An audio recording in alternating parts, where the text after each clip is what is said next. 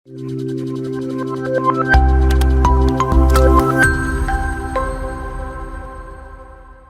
Friends, so നമ്മുടെ session ഇന്ന് start ചെയ്യാണ്.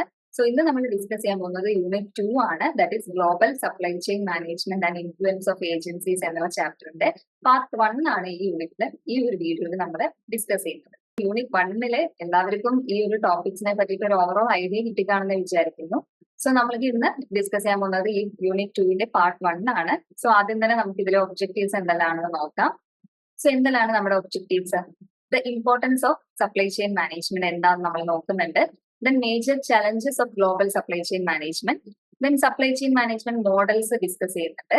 The role of efficiency oriented supply chains, the role of responsiveness oriented supply chains. ഇത് രണ്ടും supply chain മോഡൽസിൽ പെടുന്നതാണ്. Then impact of warehousing corporation acts on logistics in India. Then the role of government agencies through enactment of various acts influencing logistics and supply chain management. Then role of intermediaries in logistics and supply chain management. ഇത്രയും കാര്യങ്ങളാണ് നമ്മൾ ഈ ചാപ്റ്ററിൽ discuss ചെയ്യാനായിട്ട് പോകുന്നത്. ആദ്യം തന്നെ നമുക്ക് ഇൻട്രൊഡക്ഷനിലേക്ക് പോവാം. നമുക്കറിയാതെ ഈ മെയിൻ ആയിട്ട് ഈ ഒരു ലോജിസ്റ്റിക്സ് ആൻഡ് സപ്ലൈ ചെയിനിന്റെ ഇമ്പോർട്ടന്റ് ആയിട്ടുള്ള രണ്ട് ആസ്പെക്ട്സ് എന്ന് പറയുന്നത് കോസ്റ്റ് എഫക്റ്റീവ്നെസ്സും കസ്റ്റമേഴ്സ് റെസ്പോൺസീവ്നെസ്സും ആണ്. അതായത് കസ്റ്റമേഴ്സിനെ നല്ല രീതിയിൽ സാറ്റിസ്ഫൈ ചെയ്യിക്കുക, അതുപോലെ തന്നെ കോസ്റ്റ് എഫക്റ്റീവ് ആയിട്ട് ഈ കാര്യങ്ങളെല്ലാം ചെയ്യുക എന്നുള്ളതാണ് ഈ ഒരു സപ്ലൈ ചെയിൻ അല്ലെങ്കിൽ ലോജിസ്റ്റിക്സിന്റെ മെയിൻ ആയിട്ടുള്ള രണ്ട് ആസ്പെക്ട്സ് എന്ന് പറയുന്നത്. ദെൻ നമുക്കറിയാം ഗ്ലോബലൈസേഷൻ ഉള്ളത് കൊണ്ട് ഏത് ലൊക്കേഷനിലുള്ള കസ്റ്റമേഴ്സിനും അവരുടെ നീഡ്സ് പെട്ടെന്ന് തന്നെ സാറ്റിസ്ഫൈ ചെയ്യാനായിട്ട് പറ്റുന്നുണ്ട് ഗ്ലോബലൈസേഷൻ ഉള്ളത് കൊണ്ട്. ദെൻ അതുപോലെ തന്നെ ഗ്ലോബലൈസേഷൻ ഒരുപാട് ഓപ്പർച്യൂണിറ്റീസ് കൊണ്ടുവന്നിട്ടുണ്ട് അല്ലെ. അതായത് കമ്പനീസിനെല്ലാം പ്രോഫിറ്റ്സ് ഇൻക്രീസ് ചെയ്യാൻ പറ്റുന്നത് ഗ്ലോബലൈസേഷൻ ഉള്ളത് കൊണ്ടാണ്. കോസ്റ്റ് റെഡ്യൂസ് ചെയ്തിട്ടും അതുപോലെ തന്നെ ഒരുപാട് കമ്പാരിറ്റീവ് അഡ്വാൻറ്റേജും ഒരുപാട് പ്രോഡക്ട്സ് അവൈലബിൾ ആയിരിക്കും.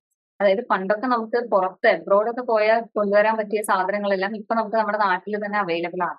സോ നമ്മുടെ നാട്ടിലെ സാധനങ്ങൾ അവിടേക്ക് ഉള്ളവർക്കും കിട്ടുന്നുണ്ട്. സോ ഗ്ലോബലൈസേഷൻ വന്നതുകൊണ്ട് ഏത് ലൊക്കേഷനിലുള്ളവർക്കും ഒരുപാട് പ്രോഡക്ട്സ് അവൈലബിളും കമ്പാരിറ്റീവ് ആയിട്ടുള്ള അഡ്വാൻറ്റേജും കോസ്റ്റ് റെഡ്യൂസ് ചെയ്തിട്ട് കിട്ടാവുന്നതും എല്ലാം അങ്ങനെയുള്ള ഒരുപാട് നല്ല ബെനിഫിറ്റ്സ് ഗ്ലോബലൈസേഷൻ നമുക്ക് കൊണ്ടുവന്നിട്ടുണ്ട്. ഈ ഗ്ലോബലൈസേഷന്റെ ഒരു ഡീമെറിറ്റ് എന്ന് പറയുന്നത് കോമ്പറ്റീഷൻസ് കൂടുതലാണ്. അതായത് ഒരുപാട് ആൾക്കാരുള്ളത് കൊണ്ട് ഓട്ടോമാറ്റിക്കലി ഒരു പ്രൊഡക്ട്സ് തന്നെ പല കമ്പനീസും പല രീതിയിൽ നമുക്ക് കിട്ടുന്നത് കൊണ്ട് അവിടെ കോമ്പറ്റീഷൻ എന്തായാലും ഉണ്ടാവും എന്നുള്ളത് ചോദിച്ചാൽ വേറെ എല്ലാം കൊണ്ടും ഗ്ലോബലൈസേഷൻ നല്ലൊരു തന്നെയാണ് നമുക്ക് തന്നിട്ടുള്ളത്. ദെൻ ഈ ഇന്റർനാഷണലൈസേഷനും ഈ സോഷ്യോ എക്കണോമിക് ട്രെൻഡ്സ് ഒക്കെ മാറുന്നതിനനുസരിച്ച് നമ്മുടെ കസ്റ്റമേഴ്സിന്റെ എക്സ്പെക്ടേഷൻസും നീഡ്സും എല്ലാം മാറുന്നുണ്ട്. അതെല്ലാം ഫുൾഫിൽ ചെയ്യാനായിട്ട് നമ്മളും നമ്മുടെ ബിസിനസ്സിലും ലോജിസ്റ്റിക്സിലും സപ്ലൈ ചെയിനിലും എല്ലാം ചെറിയ മാറ്റങ്ങളൊക്കെ കൊണ്ടുവന്നിട്ടുണ്ട്. അതിലൊരു എക്സാമ്പിൾ ആണ് JIT ട്രാൻസ്പോർട്ടേഷൻ ഇൻട്രൊഡ്യൂസ് ചെയ്തത്. അതായത് just in time transportation.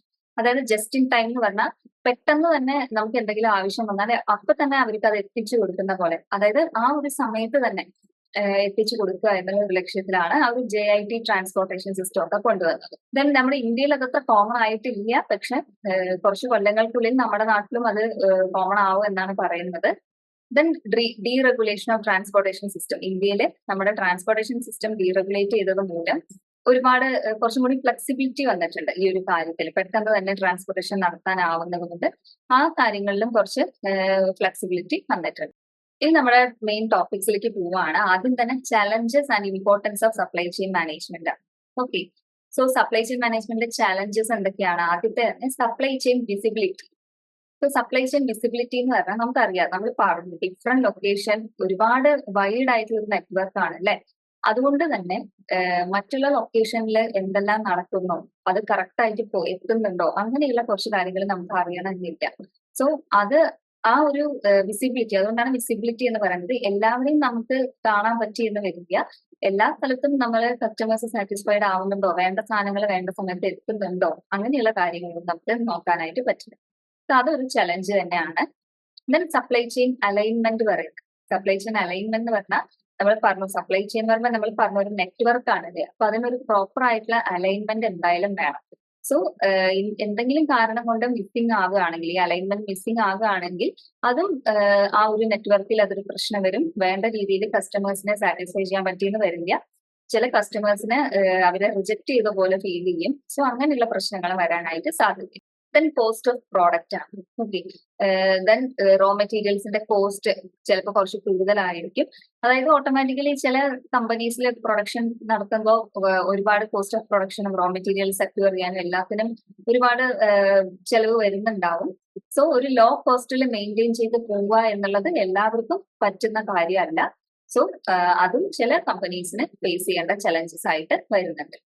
Then quality of product അല്ലെ, അതായത് നേരത്തെ പറഞ്ഞ പോലെ എല്ലാവർക്കും ക്വാളിറ്റി പ്രൊഡക്ട്സ് കൊടുക്കണം എന്നായിരിക്കും. പക്ഷെ ചില സമയത്ത് എന്തെങ്കിലും ആ ക്വാളിറ്റിയിൽ വ്യത്യാസങ്ങൾ വരിക അല്ലെങ്കിൽ ഒരു ക്വാളിറ്റി മെയിൻറ്റെയിൻ ചെയ്യാൻ ഡിഫിക്കൽട്ടി ഫേസ് ചെയ്യുക അങ്ങനെ ചെയ്യുന്ന സമയത്ത് വരുന്ന പ്രശ്നങ്ങൾ. അപ്പൊ ആ ഒരു ചലഞ്ചും ചില കമ്പനീസ് ഫേസ് ചെയ്യേണ്ടി വരുന്നുണ്ട്. ദെൻ എന്താണ് shorter lead time and inventory. അതായത് പെട്ടെന്ന് ഷോർട്ടർ ലീഡ് ടൈം എന്ന് പറഞ്ഞാൽ ചില കസ്റ്റമേഴ്സിന് ചിലപ്പോൾ പെട്ടെന്ന് ഡിമാൻഡ് ചെയ്യും അല്ലെ, ഇപ്പൊ തന്നെ ഞങ്ങൾക്ക് ആ സാധനം വേണം, ആ ഒരു ഷോർട്ടർ ടൈമിൽ തന്നെ എത്തിച്ചു കൊടുക്കണം. അങ്ങനെയുള്ള സിറ്റുവേഷൻ ഒക്കെ വരുമ്പോൾ അത് എത്തിക്കാൻ പറ്റുന്ന നമ്മുടെ ആ ഒരു റിസ്ക് ആണ് അല്ലെ, നമുക്കൊരു റിസ്കി സിറ്റുവേഷൻ ആണ്. അവർക്ക് അത് പെട്ടെന്ന് തന്നെ എത്തിച്ചു കൊടുക്കാൻ പറ്റും, അല്ലെങ്കിൽ ആ കസ്റ്റമറിനെ നമുക്ക് നഷ്ടപ്പെടും. സോ അങ്ങനെയുള്ള ചലഞ്ചസ്. സോ ഇത്രയാണ് നമ്മുടെ മെയിൻ ആയിട്ടുള്ള സപ്ലൈ ചെയിൻ മാനേജ്മെന്റിൽ വരുന്ന ചാലഞ്ചസ് എന്ന് പറയുന്നത്. ഇനി നമ്മൾ സപ്ലൈ ചെയിൻ മാനേജ്മെന്റ് മോഡൽസിലേക്ക് പോവുകയാണ്. സോ നമ്മൾ ആദ്യമേ പറഞ്ഞ ഒബ്ജക്റ്റീവ്സിൽ ആദ്യത്തെ മോഡൽ എന്ന് പറയുന്നത് efficiency oriented supply chain. So efficiency oriented supply chain എന്ന് പറയുമ്പോൾ അതെന്താണ്, നമ്മുടെ പേരിൽ തന്നെ നമുക്ക് മനസ്സിലാക്കാം, ആ ഒരു എഫിഷ്യൻസിക്കാണ് അവിടെ ഇമ്പോർട്ടൻസ് കൊടുക്കുന്നത്. ഓക്കെ, ദാറ്റ് ഈസ് അതിലെ ആദ്യത്തെ മോഡലാണ് the efficient supply chain management model. That is efficient ആക്കുക ആ ഒരു സപ്ലൈ ചെയിനിലെ കാര്യങ്ങൾ, അവർ ചെയ്യുന്ന ആ കാര്യങ്ങൾ എഫിഷ്യൻസി മെയിൻറ്റെയിൻ ചെയ്ത് കൊണ്ടുപോകുക എന്നുള്ളത് തന്നെയാണ് ഇവിടെ ഇമ്പോർട്ടന്റ് ആയിട്ട് വരുന്നത്. That is competition is for each and every competitor who has invested money അല്ലെ. നമ്മൾക്കറിയാം എല്ലാവരും ഇൻവെസ്റ്റ് ചെയ്തിട്ട് തന്നെയാണ് ഓരോ കാര്യങ്ങളും ചെയ്യുന്നത്. അവർക്ക് എല്ലാവരും അങ്ങോട്ടും ഇങ്ങോട്ടും കോമ്പറ്റീറ്റേഴ്സ് ആണ്. അപ്പൊ രണ്ടുപേരും എല്ലാവരും അങ്ങോട്ടും ഇങ്ങോട്ടും നല്ല രീതിയിൽ മികച്ചതാക്കാൻ തന്നെയാണ് നോക്കുന്നത്. സോ ബെനിഫിറ്റ്സ് നല്ല രീതിയിൽ കിട്ടണം എന്നുണ്ടെങ്കിൽ നമുക്ക് OEE എന്നുള്ളൊരു കോൺസെപ്റ്റ് പറയാം. അതായത് ഓവറോൾ എക്വിപ്മെന്റ് എഫിഷ്യൻസി. അതായത് ഓവറോൾ ആയിട്ട് ഏത് രീതിയിലും എഫിഷ്യന്റ് ആക്കുക എന്നുള്ള രീതിയിലുള്ള ആ ഒരു കോൺസെപ്റ്റ് അഡോപ്റ്റ് ചെയ്തേ പറ്റുള്ളൂ. അങ്ങനെ ആകുമ്പോൾ നമുക്ക് ഓട്ടോമാറ്റിക്കലി നമ്മൾ ചെയ്യുന്ന കാര്യങ്ങളിൽ എഫിഷ്യൻസി കൊണ്ടുവരാനായിട്ട് പറ്റും. സോ ഓട്ടോമാറ്റിക്കലി എഫിഷ്യൻസി കൂടുമ്പോൾ എന്താവും, കോസ്റ്റ് അവിടെ ഡിക്രീസ് ചെയ്യാനായിട്ടും പറ്റും. ദെൻ അടുത്ത ഈ വരുന്ന മോഡലിലെ അടുത്ത പോയിന്റ് ആണ് the fast supply chain management tool. Okay, fast supply chain management tool അതെന്താണ്? It is for companies producing popular commodities within a smaller span. Okay, അത് പേരെന്ന് മനസ്സിലാക്കുക, ഫാസ്റ്റ് ആണ്. അതായത് പോപ്പുലർ ആയിട്ടുള്ള എന്തെങ്കിലും കമ്മോഡിറ്റീസ് ആയിരിക്കും ആ ഒരു സ്മോളർ ടൈമിൽ, ഒരു ഷോർട്ട് ടൈമിൽ തന്നെ പെട്ടെന്ന് പ്രൊഡ്യൂസ് ചെയ്ത് എത്തിക്കുക എന്നുള്ളതാണ്. അതുകൊണ്ടാണ് ഫാസ്റ്റ് സപ്ലൈ ചെയിൻ എന്ന് പറയുന്നത്. ഓക്കെ, അതൊരു മിനിമം കോസ്റ്റില് വിൽക്കാനായിട്ടും അവർ ട്രൈ ചെയ്യുന്നുണ്ട്. ദെൻ ഒരു സ്റ്റോക്ക് കീപ്പിംഗ് യൂണിറ്റ് ഉണ്ടാവും, SKU എന്ന് പറയും. ആ ഓരോ സ്റ്റോക്ക് കീപ്പിംഗ് യൂണിറ്റ്സും നല്ല ക്രിയേറ്റീവ് ആയിട്ട്, അതായത് creation is plan to each stock keeping unit. ഓരോന്നും അവരുടേതായിട്ടുള്ള രീതിയിൽ ആണ് ചെയ്യുന്നത്, ക്രിയേറ്റീവ് ആയിട്ടാണ് ചെയ്യുന്നത്. അതായത് ക്രിയേറ്റീവ് എന്നുകൊണ്ട് ഉദ്ദേശിക്കുന്നത് ഓരോ യൂണിറ്റ്സും അവരവരുടേതായിട്ടുള്ള രീതിയിൽ ഇംപ്രൂവ്മെന്റ്സ് വരുത്തിയിട്ട് തന്നെയാണ് ചെയ്യുന്നത്. സോ ഒരു സ്മോളർ സ്പാനിൽ പോപ്പുലർ ആയിട്ടുള്ള ഒരു കമ്മോഡിറ്റീസ് നല്ല രീതിയിൽ എത്തിച്ചു കൊടുക്കുക, പ്രൊഡ്യൂസ് ചെയ്ത് എത്തിച്ചു കൊടുക്കുക എന്നതാണ് ഈ ഫാസ്റ്റ് സപ്ലൈ ചെയിൻ മാനേജ്മെന്റ് ടൂളിൽ പറയുന്നത്. ഇനി ഇതിൽ വരുന്ന മൂന്നാമത്തെ മോഡലാണ് the continuous flow supply chain management. പേരും തന്നെ മനസ്സിലാക്കാം, കണ്ടിന്യൂസ് ഫ്ലോ എന്ന് പറയുമ്പോൾ എന്താണ്, മേക്ക് ടു സ്റ്റോക്ക് പോയിന്റ്. അതായത് കണ്ടിന്യൂസ് ഫ്ലോ ആണ് അവിടെ, ഒരിക്കലും ആ സ്റ്റോക്ക് തീരുന്നില്ല. ആവശ്യ സമയത്ത് ആവശ്യം വരുമ്പോൾ ആ സാധനങ്ങൾ ഓൾവേസ് അവൈലബിൾ ആയിട്ടിരിക്കണം. അതായത് നേരത്തെ പറഞ്ഞ പോലെ നമ്മൾ കഴിഞ്ഞ ചാപ്റ്ററിൽ പഠിച്ച പോലെ മേക്ക് ടു സ്റ്റോക്ക് ചെയ്യാനായിട്ട് നമ്മൾ മേക്ക് ചെയ്യാണ്. ഓക്കെ, അതായത് എപ്പോൾ ആവശ്യം വരുമ്പോഴും നമ്മുടെ കയ്യിൽ ആ സാധനം ഉണ്ടാവും. ഓക്കെ, അതായത് സ്റ്റോക്ക് ലെവൽസ് ഒക്കെ ഇടയ്ക്കിടയ്ക്ക് റിന്യൂ ചെയ്യും. അതുപോലെ തന്നെ അത് ലിറ്റിൽ വെറൈറ്റി ആയിട്ടുള്ള, അപ്പൊ ഈ ഒരു സ്ട്രാറ്റജിക്ക് അഡോപ്റ്റ് ചെയ്യുന്നത് എങ്ങനെയുള്ള കമ്പനീസ് ആയിരിക്കും? ഒരു അധികം വെറൈറ്റീസ്, അധികം പ്രോഡക്ട്സ് ഒന്നും ഇല്ലാത്ത കമ്പനീസ് ആയിരിക്കും. അതായത് എക്സാമ്പിൾ പറയുന്നത് പേപ്പർ ഇൻഡസ്ട്രി. നമുക്കറിയാം പേപ്പർ എന്ന് പറയുമ്പോൾ അതിൽ ഒരുപാട് വെറൈറ്റീസ്, ഒരുപാട് ഓപ്ഷൻസ് ഒന്നും ഉണ്ടാക്കാൻ സാധ്യതയില്ല അല്ലെ. അപ്പൊ പേപ്പർ തന്നെയാണ് ഏത് കാലത്ത് യൂസ് ചെയ്താലും, കുറെ പ്രൊഡ്യൂസ് ചെയ്ത് സ്റ്റോക്ക് ചെയ്ത് വെച്ചാലും എപ്പോഴാണെങ്കിലും അത് ചിലവായി പോകുന്നത് നമുക്ക് ഉറപ്പാണ്. സോ അങ്ങനെയുള്ള കുറച്ച് അങ്ങനത്തെ ഇൻഡസ്ട്രീസ് ആണ് ഈ പറയുന്ന പോലെയുള്ള മോഡൽസ് ഒക്കെ സ്വീകരിക്കുന്നത്. ദാറ്റ് ഈസ് എ സീരീസ്, ഒരു നോൺ സ്റ്റോപ്പ് ഫ്രെയിം വർക്ക് പോലെയാണ് അതിൽ പറയുന്നത്. സോ ഇത്രയും പറഞ്ഞ ഈ മൂന്ന് കാര്യങ്ങളും എഫിഷ്യൻസിക്ക് ഇമ്പോർട്ടൻസ് കൊടുക്കുന്ന മോഡൽസ് ആണ്. ഇനി അടുത്തത് നമ്മൾ responsiveness oriented supply chain models ആണ്. അതായത് റെസ്പോൺസീവ്നെസ്, ഇവിടെ കസ്റ്റമേഴ്സിന്റെ റെസ്പോൺസീവ്നെസ്, അവരുടെ സാറ്റിസ്ഫാക്ഷൻ ആണ് ഇമ്പോർട്ടൻസ് കൊടുക്കുന്നത്. ഓക്കെ, അതിലെ ആദ്യത്തെ മോഡലാണ് the agile supply chain management model. So agile supply chain management model എന്ന് പറഞ്ഞാൽ അതൊരു സ്പെഷ്യലി മേക്ക് പോയിന്റ്, അതായത് സ്പെഷ്യലി ആയിട്ട് നമ്മളെ പ്രൊഡ്യൂസ് ചെയ്യുന്ന ചില ഗുഡ്സിന് വേണ്ടിയിട്ടാണ്. അതായത് പെട്ടെന്ന് ഒരു ആവശ്യം വരും, അതായത് എപ്പോഴും ചെയ്യുന്ന പോലെയല്ല, വിചാരിക്കാതെ ചില ആവശ്യങ്ങൾ വരുമ്പോൾ അത് സാറ്റിസ്ഫൈ ചെയ്യാനായിട്ട് യൂസ് ചെയ്യുന്നതാണ്. അങ്ങനെ കസ്റ്റമേഴ്സിനെ സാറ്റിസ്ഫൈ ചെയ്യുന്നതാണ് ഈ അജൈൽ സപ്ലൈ ചെയിൻ മാനേജ്മെന്റ് മോഡലിൽ വരുന്നത്. ദറ്റ് ഈസ് ഈ ഒരു സാധനത്തിന് ഇനി ഫ്യൂച്ചറിൽ ഡീൽസ് ഉണ്ടാവണം എന്നില്ല. Okay, there will be no deals in near future for these items. അതായത് പെട്ടെന്ന് വരുന്ന സമയത്താണ്, അത് കഴിഞ്ഞാൽ പിന്നെ അത് വേണമെന്നുണ്ടാവില്ല. അപ്പൊ ഫ്യൂച്ചറിൽ അതിന് വേണ്ട ആവശ്യങ്ങൾ ഉണ്ടാവില്ല, പക്ഷെ ആ വേണ്ട സമയത്ത് അവർക്ക് അത് സാറ്റിസ്ഫൈ ചെയ്ത് കൊടുക്കുക എന്നതാണ് ഉദ്ദേശിച്ചത്. ദ ഫണ്ടമെന്റൽ ഡ്രൈവ് എന്ന് പറയുന്നത് എന്താ, റെഡിനെസ് ആണ്. അതായത് ഒരു എക്സെൻട്രിക് നീഡ്സ്, അതായത് പെട്ടെന്ന് ഒരാൾക്ക് തോന്നുന്ന ഒരു ആവശ്യം, അതായത് അത് നല്ല ചിലപ്പോൾ ഒരു എന്താ പറയാ ബേസിക് ആയിട്ടുള്ള ആവശ്യമായിരിക്കില്ല, എന്തോ എനിക്കിപ്പോ അങ്ങനെ ഒരു ആഗ്രഹം വന്ന് ഒരു സാധനം വേണമെന്ന് തോന്നി, അങ്ങനത്തെ നീഡ്സ് ഒക്കെ പെട്ടെന്ന് സാറ്റിസ്ഫൈ ചെയ്യുക. അതായത് അതുകൊണ്ടാണ് അതിനൊരു റെഡിനെസ് ആണ് ആവശ്യമായിട്ടുള്ള വരുന്നത് പറഞ്ഞത്. അങ്ങനെ ഒരു പെട്ടെന്ന് വരുന്ന ഒരു സാഹചര്യം, ആ ഒരു ആവശ്യം സാറ്റിസ്ഫൈ ചെയ്യാനാണ് ഈ പറയുന്ന മോഡലിൽ അവർ ചെയ്യുന്നത്. Then it is concern with doing things quickly. Okay, flexible ആയിട്ടും ക്വിക്ക് ആയിട്ടും ചെയ്ത് കൊടുക്കുക എന്നുള്ളതാണ്. ദറ്റ് ഈസ് മാർക്കറ്റ് ചേഞ്ചസ്, പെട്ടെന്ന് വരുന്ന മാർക്കറ്റ് ചേഞ്ചസ് ഒക്കെ അഡോപ്റ്റ് ചെയ്യാനും ഈ ഒരു മോഡൽ അഡോപ്റ്റ് ചെയ്യുന്നതുകൊണ്ട് പറ്റും. ഇനി അടുത്തതാണ് custom configured supply chain management model. Okay, so custom configured എന്ന് പറയുമ്പോൾ അതൊരു കോമ്പിനേഷൻ ആണ്. നേരത്തെ പറഞ്ഞ കണ്ടിന്യൂസ് ഫ്ലോ മോഡലിന്റെയും അജൈൽ സപ്ലൈ ചെയിൻ മോഡലിന്റെയും ഒരു കോമ്പിനേഷൻ എന്നാണ് അതിനെ പറയുന്നത്. സോ ഇതിൽ കസ്റ്റമേഴ്സിന്റെ നീഡ്സും എക്സ്പെക്ടേഷൻസും തന്നെയാണ് സാറ്റിസ്ഫൈ ചെയ്യുന്നത്. ഇതിൽ കോൺഫിഗേർഡ് അല്ലെ, കസ്റ്റം കോൺഫിഗേർഡ് പേരിന് മനസ്സിലായി, നമുക്ക് കസ്റ്റമൈസ് ചെയ്ത് തരിക അല്ലെ. അതായത് നമ്മുടേതായിട്ടുള്ള ആവശ്യത്തിനനുസരിച്ച് അതിനെ നമ്മൾ വേറെ പ്രൊഡക്ട്സ് ഒക്കെ ഇന്നത്തെ കാലത്ത് നമ്മൾ പറയും കസ്റ്റമൈസ് ചെയ്ത് വാങ്ങിച്ച കേക്കാണ്, അല്ലെങ്കിൽ ഡ്രസ്സ് കസ്റ്റമൈസ് ചെയ്യും. നമ്മുടേതായിട്ടുള്ള ആവശ്യത്തിനനുസരിച്ച് നമ്മൾക്ക് വേണ്ട രീതിയിൽ അതിന്റെ മോഡിഫിക്കേഷൻസ് വരുത്തുക. സോ അതേപോലെ തന്നെയാണ് ഇവിടെയും ഇതില് പാർട്സ്, പ്രോഡക്ട്സിന്റെ പാർട്സ് ഒക്കെ ഗ്യാദർ ചെയ്തിട്ട് ക്ലയൻസിന്റെ നെസസിറ്റിക്ക് അല്ലെങ്കിൽ അവരുടെ ആവശ്യത്തിനനുസരിച്ച് അതിനെ മോഡിഫൈ ചെയ്ത് കൊടുക്കുക. അങ്ങനെയുള്ള കാര്യങ്ങളൊക്കെയാണ് അവിടെ ചെയ്യുന്നത്. അത് എക്സാമ്പിൾ കാറൊക്കെ പറയുന്നില്ലേ, ചില ആൾക്കാർക്ക് കാറ് അവരതിനെ കുറച്ചും കൂടി മോഡിഫൈ ചെയ്ത് അതിന്റെ പാർട്സ് ഒക്കെ വേറെ എന്തെല്ലാം ഫിറ്റിംഗ്സും കാര്യങ്ങളൊക്കെ വെച്ച് ചെയ്യുന്നുണ്ട്.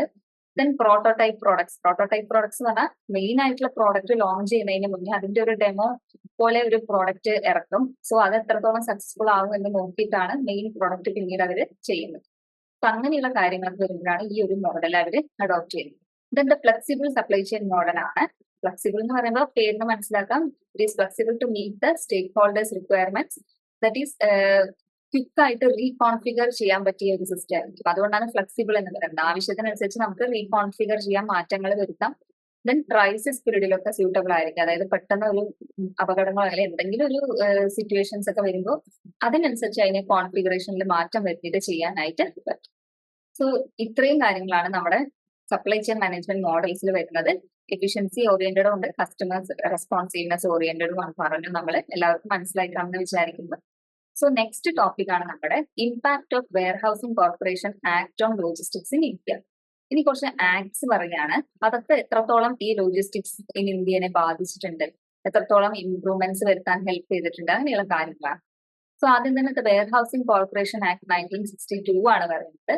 സോ ഇതിൽ എന്തൊക്കെയാണ്, warehousing is one of the significant functions of logistics management അല്ലെ. സോ ഈ ഒരു ആക്ടിന്റെ ഫംഗ്ഷൻസ് എന്തൊക്കെയാണെന്ന് വെച്ചാൽ, ടു ഇഷ്യൂ വെയർഹൌസ് റെസീപ്റ്റ് ഡെപ്പോസിറ്റർക്ക് കൊടുക്കുക. ഡെപ്പോസിറ്റർ എന്ന് പറഞ്ഞാൽ ആരാണോ വെയർഹൌസിൽ സാധനങ്ങൾ ഡെപ്പോസിറ്റ് ചെയ്യുന്നത് അവർ തന്നെയാണ് ഡെപ്പോസിറ്റർ. സോ ആ ഒരു റെസീപ്റ്റ് കിട്ടിയാൽ അത് ഒരു നെഗോഷ്യബിൾ ഡോക്യുമെന്റ് ആയിട്ട് അവർക്ക് യൂസ് ചെയ്യാനായിട്ട് പറ്റും. അവരുടെ പ്രൊഡ്യൂസേഴ്സിന്റെ ഡീലേഴ്സിന്റെ അടുത്ത ബാങ്കിലൊക്കെ ഒരു നെഗോഷ്യബിൾ ഇൻസ്ട്രുമെന്റ് ആയിട്ട് യൂസ് ചെയ്യാൻ പറ്റിയതാണ് ഈ വെയർഹൌസ് റെസീപ്റ്റ് എന്ന് പറയുന്നത്. ദെൻ ഒരു സയന്റിഫിക് പ്രിൻസിപ്പിൾസിലൂടെ ഈ വെയർഹൌസിംഗ് ചെയ്യുകയാണെങ്കിൽ, വെയർഹൌസ് റൺ ചെയ്യുകയാണെങ്കിൽ നല്ല രീതിയിൽ നല്ല കോസ്റ്റ് എല്ലാം റെഡ്യൂസ് ചെയ്ത് നല്ല എഫിഷ്യന്റ് ആയിട്ട് വെയർഹൌസിംഗ് നടത്താൻ പറ്റും എന്ന് അവർ പറയുന്നുണ്ട്. സോ ആ സയന്റിഫിക് ആയിട്ടുള്ള കുറച്ച് കാര്യങ്ങൾ ഈ ആക്ട് പറയുന്നുണ്ട്. അത് പ്രകാരം വെയർഹൌസ് റൺ ചെയ്യുകയാണെങ്കിൽ we can reduce wastages and storage losses. പിന്നെ എന്തൊക്കെയാണ്, helps to market warehouse goods. വെയർഹൌസിൽ സൂക്ഷിച്ചിരിക്കുന്ന ഗുഡ്സ് പിന്നീട് മാർക്കറ്റ് ചെയ്യാൻ സഹായിക്കുന്നുണ്ട്. ദെൻ ഈ വെയർഹൌസ് മാനേജ് ചെയ്യാൻ വേണ്ട ആൾക്കാർക്ക് വേണ്ട ട്രെയിനിങ്ങും മാൻ പവർ ഡെവലപ്പ് ചെയ്യാൻ എല്ലാം ഹെൽപ്പ് ചെയ്യുന്നുണ്ട്.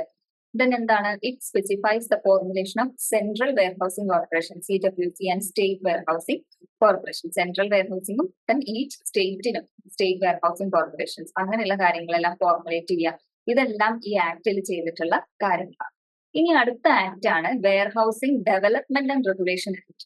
Okay, warehousing development and regulation act ഇത് 2007 വന്നതാണ്. ദെൻ നമ്മൾ പറഞ്ഞു നെഗോഷ്യബിൾ ഇൻസ്ട്രുമെന്റ് ആയിട്ട് വെയർഹൌസിംഗ് റെസിപ്റ്റ് യൂസ് ചെയ്യുന്നുണ്ട്. പക്ഷെ ആ ആക്ടിൽ അത് പറഞ്ഞാലും അതിന് കുറച്ചും കൂടി ലീഗൽ ആയിട്ടുള്ള ഒരു വാലിഡിറ്റി കിട്ടിയത് ഈ ഒരു ആക്ട് വന്നതുകൊണ്ട്. ഇതിലാണ് റെഗുലേഷനും കാര്യങ്ങളൊക്കെ വന്നത്. അപ്പൊ ഈ ആക്ടിന് ശേഷമാണ് this act facilities issue of negotiable warehouse receipts. ഇതിന് ശേഷമാണ് വെയർഹൌസ് റെസീപ്റ്റ്സിന് കുറച്ചും കൂടി വാലിഡിറ്റി കിട്ടി തുടങ്ങിയത്. ദെൻ ഇതിന്റെ ഫീച്ചേഴ്സ് എന്തൊക്കെയാണ് ഈ ആക്ടിന്റെ?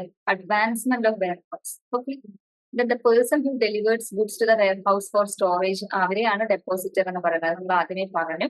സോ ഈ വെയർഹൌസിൽ who is registered as a warehouse man, അവർക്ക് എല്ലാവർക്കും ഈ ഒരു ലോ അപ്ലൈ ചെയ്യാനായിട്ട് പറ്റും. അതായത് ഈ ഒരു നിയമത്തിൽ പറയുന്ന കാര്യങ്ങൾ ഈ വെയർഹൌസുമായിട്ട് റിലേറ്റ് ചെയ്ത് വരുന്ന ആർക്കാണെങ്കിലും ഈ ഒരു പറഞ്ഞ കാര്യങ്ങളെല്ലാം ഈ വെയർഹൌസ് ഡെവലപ്മെന്റ് ആൻഡ് റെഗുലേഷൻ, അതായത് റെഗുലേഷൻസ് വരുന്നതുകൊണ്ടാണ് റെഗുലേറ്റ് ചെയ്യേണ്ട കാര്യങ്ങളെല്ലാം അവർക്ക് ബാധകമായിട്ടുള്ള കാര്യങ്ങൾ.